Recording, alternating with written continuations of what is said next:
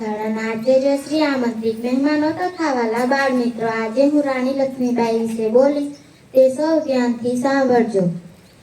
રાણી લક્ષ્મીબાઈ ભારતના સ્વાતંત્ર્ય સંગ્રામની અગ્નિ નાયિકા હતી. તેમની બહાદુરી, દેશ પ્રેમ અને અડગ નિશ્ચયના કારણે તેઓ ઝાંસીની રાણી તરીકે અમર બની ગયા.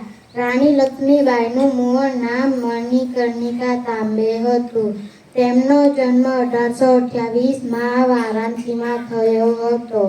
બાળપણથી જ તેઓ તલવારબાજી, ઘોડે પર સવારી અને યુદ્ધ કલા શીખી ચૂક્યા હતા.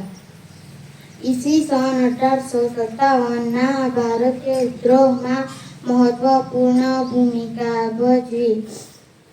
તેમની આગેવાની હેઠળ સ્ત્રીઓ અને પુરુષો બંનેએ શૌર્યપૂર્વક લડત આપી. ઈસવીસન 1858માં ગ્વાલિયરમાં યુદ્ધ દરમિયાન રાણી લક્ષ્મીબાઈ શૌર્યપૂર્વક વીરગતિ પામી. તેમના અંતિમ શબ્દો હતા, "હું મારી ઝાંસી ક્યારેય નહીં આપું. હું પણ દેશના વિકાસ માટે ખૂબ મહેનત કરીશ. જુદું જુદું જ્ઞાન મેળવી ગામની સ્ત્રીઓ માટે આદર્શ બનીશ. વંદે માતરમ. ભારત માતા કી જય. જય જય.